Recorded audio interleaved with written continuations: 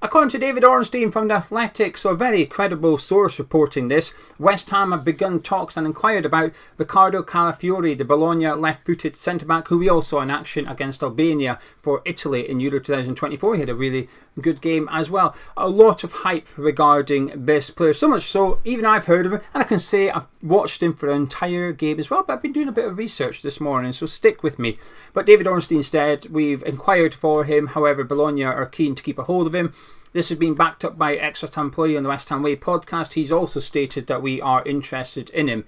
Now, there's a lot of clubs linked to him as well, Liverpool, Chelsea, and the price tag is €40 million, and I think it will only increase as well if he continues these performances at the Euros. He had a really good game against Albania. Bologna was a bit of a tricky customer for him, but I think he handled him pretty well. So he's come in for a lot of praise for his performance for the season at Bologna and now with Italy as well. So like 22 years of age too. A centre-back at the moment, left-footed centre-back, however, has played plenty of games left-back, just as many left-back as centre-back, and he's even played a little bit further forward too on some occasions. Gets plenty of goals and assists, so he offers threat from that defensive position as well. This morning I've been researching him because we're upping our game here at Hammers Chat. Usually I'd sit here and say I've never heard of him. Let's move on to the next transfer rumour. Well, I've heard of him, never watched him until 2 nights ago, Tuesday night. But we're upping our game here. We've got something in the making, but we'll talk about it next week. It's a bit boring, it's a bit Hammers Chat admin-y.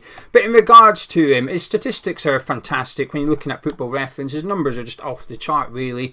He's high percentile for pretty much everything but clearances. However, I take that with a pinch of salt. There's always context regarding these things, and it would just, to me, that would suggest he just doesn't boot the ball away. Instead, he plays it out from the back rather than clearing it. So if his clearances are low numbers, I'm not too concerned because the other defensive actions of his game are really strong. So his tackling, his interceptions, they're all really good. It's just that one statistic that isn't bad.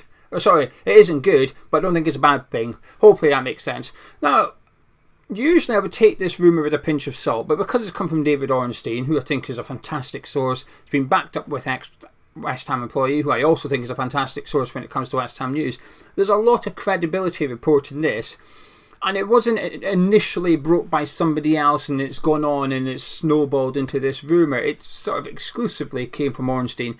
So I'm still hesitant to... I believe it. I believe that we're interested in him. However, the probability of securing him, I'm not too sure about. But it sort of ties in with the other transfer rumour of Max Kilman of Wolves. Because there's a bit of talk now in the last day or so that our transfer budget isn't that much. However, in regards to Kilman, supposedly we're ready to make a move, and it's come from Fabrizio Romano. The price tag attached to Kilman is £45 million. So a lot more expensive than Calafiori as well. So if we are looking at spending a substantial sum on Kilman, I don't think you can dismiss the Calafiori one that quickly, which is what I did.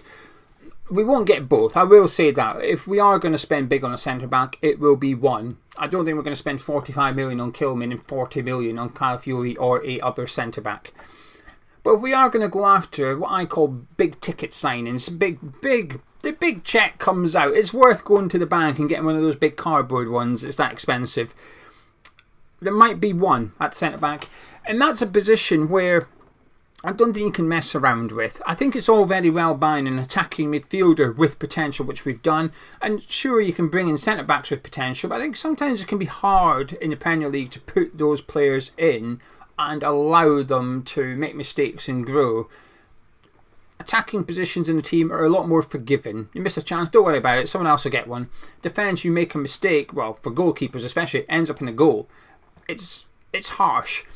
So I think if we're going to invest in a centre-back, I think we need to make a substantial signing, because our biggest weakness last season was defence. We were leaking goals. We were scoring goals, but we were conceding far too many goals. And a lot of it, while it was down to style of play, we were defending for large periods of time, there was a lot of individual errors in that back four last season. So we need to, I do think we need to get in a really good centre-back. So it's pleasing to see us linked with them. Maybe we are going to spend 40 million on one centre-back this summer. So Riccardo Calafiori is the one we're being linked to at the minute. I've got excited by it. I think he looks absolutely fantastic from the footage I've just been watching, the statistics I've been reading. Looks really, really good. Seeing him against Albania, I look forward to watching him for the next couple of Italian games as well. And this is the good thing with the Euros being on. When we're linked to players playing for their country, you can actually go and watch them and keep an eye on them, knowing that supposedly your club is interested in that player. So that's the big rumour today, Riccardo Calafiori of Bologna. Now let's move on to that Max Kilman one then. Fabrizio Romano saying that West Ham are ready to make their move, £45 million, keen on the move. And this would be a Lopetegui. Let's make it, this is no secret, this would be a Lopetegui transfer target. We've missed out on what I feel was his first one. I believed the links to Alex Garcia. He's joined by Leverkusen. I've seen Simon Rolfes, Steidten's old mate, got one up on Tim Steidten. So there was Simon Rolfes sat there at the table with Alex Garcia, seen the picture, and 1-0 to the master. The apprentice has lost out on this one. However, there was some talk that our interest was never that concrete, but I believed it. I did. I thought maybe this is somebody that Lopetegui wants, and you can understand why. When you look at the player and the profile of the player, you can see why A, Lopetegui would want him, but also B, why Tim Steidten would want him. And I think the proof is in the pudding, because he's gone to Bayer Leverkusen, who, that's the cloth that Steidten's cut from. So it makes sense that we're going to have similar transfer targets to what Bayer Leverkusen may have.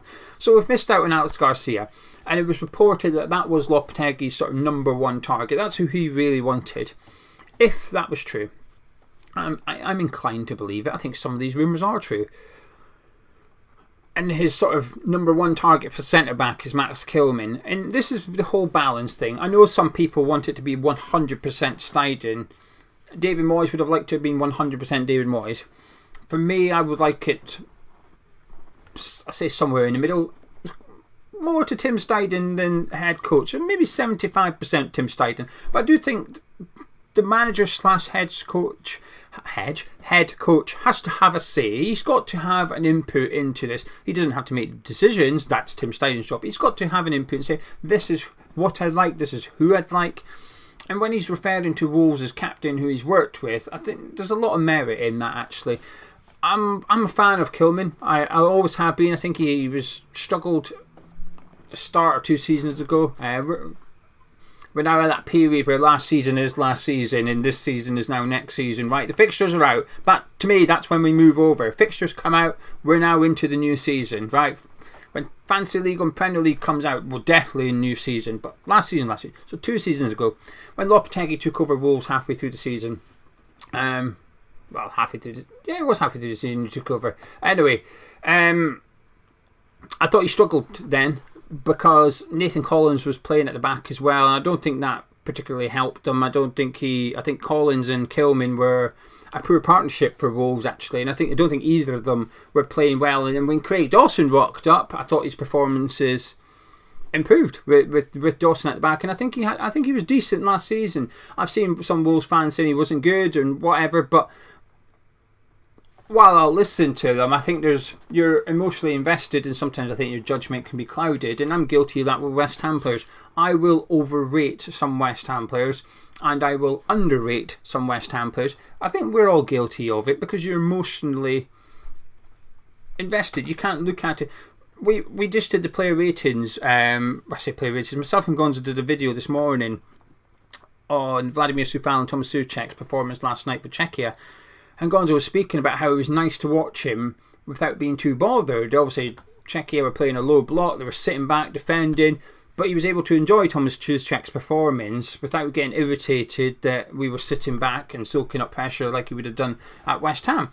And I think there's an element of that in regards to all players at West Ham, or Wolves fans with Wolves players, etc., etc. We're all guilty of it. I think Kilman is a really good player. 45 million is a lot of money, though. I think it's maybe a bit too much. However, good age, leader. The head coach wants him. Homegrown, it's ticking all the boxes, really.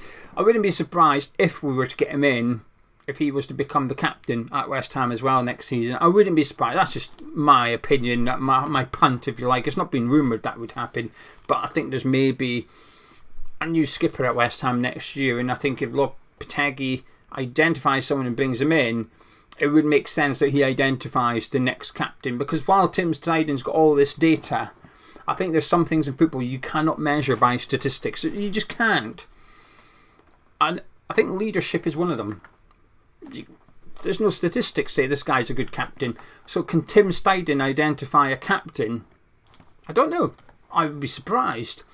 Because he is data orientated. Maximilian Hans is data orientated. That's why he's at West Ham. They identify potential signings via numbers as well as a scouting network. But for the big database in the world, what you can't do is organise by leadership numbers. This ain't Football Manager. So I think that's where Lopetegui plays his part by saying, well, I know this guy, I know this guy, I know this guy. I can get them in and they can become a skipper next season. So I do wonder if that's why we'd be after Kilman. I don't know if Alex Garcia was captain or not, but it wouldn't surprise me if I was to go and have a look and discover actually he was the captain at his club, or he's vice captain at least, and that's part of the reason that Lopetegui wanted up West Ham. That's just my hunch. Now, moving on to Perez. We discussed him last week with Cal. Cal told me all about Perez, so if you're wanting to know what he could bring to West Ham, go watch that video. Put it on the end slate of this one in the description below so it's easy to find out. But Perez of Udinese, the reason I'm bringing him up is because it's the centre-back theme, but also because the updates today are that he's keen on the move to West Ham. However, Atletico Madrid, where he moved from, have a buyback clause on him as well. So if they want to sign him, they've got that clause there already. There is essentially a buyback clause. I don't know the price. Let's just say it was 20 million. If they offer 20 million, automatically it gets accepted. We could offer 20 million. They don't have to accept it. There's nothing stopping them accepting it. They could accept less than buyback clause if they wanted to. It's just a guaranteed price for Atletico Madrid to purchase their former player for. So that's thrown a bit of a spanner in the works by the sounds of it, because as we know, Atletico need a new centre-back, or want a new centre-back, with their interest in Nehuén, supposedly anyway. So that's the latest with Perez. One to watch. Apparently he's keen on us. We're keen on him. Maybe, just maybe there'll be something in that. Moving on to Kurt Zouma. I know it's old news. I know, but I'd like to have my say on it anyway, because we've been doing Euro content and stuff, so sometimes I miss the rumours and sometimes Gonzo miss them. It's just luck. The way things happen in life, it's just luck sometimes. So last week it was rumoured that Kurt Zouma has been placed on the transfer list by West Ham, and also we're looking at moving on Nehuén. I'd be surprised if we move on both, because that would leave us with just Mavropanos, and I appreciate we'll be bringing in at least one centre-back, hopefully two in the summer. But I think if they were both to go, I think we need a third one. I think we need four in total. Unsure about Casey being the fourth one yet. The fifth one, yes. But I think we're going to need four senior centre-backs next season. Maybe three.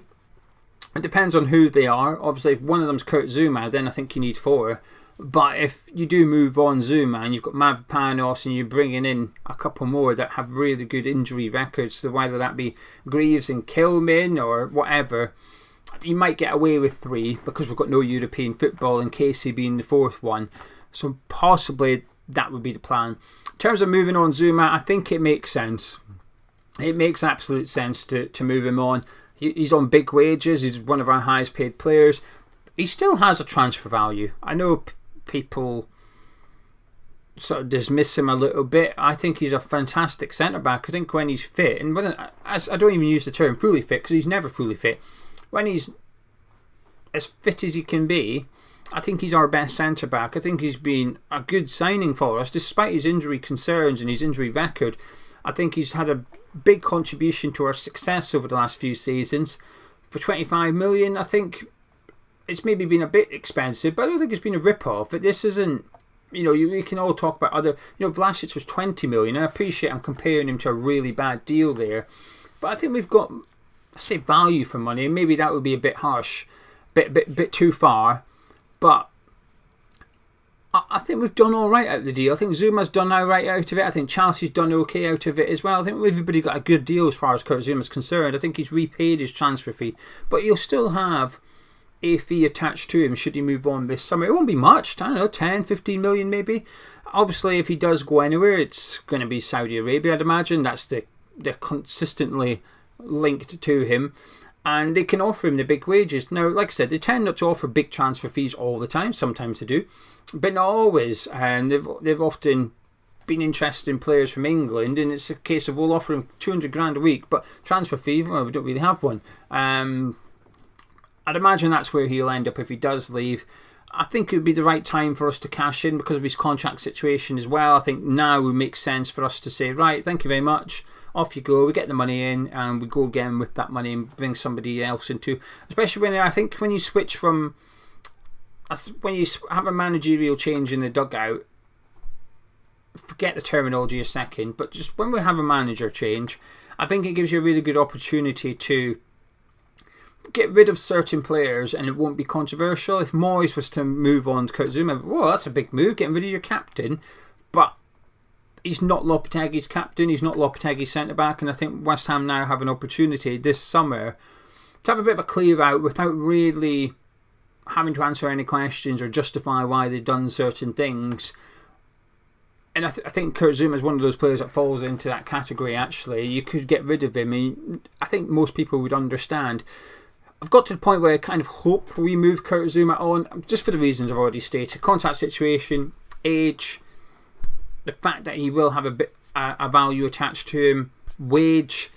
It makes sense. I think I'd rather, if he's here next season, I'm okay with it. Like I said, I think he's a good player.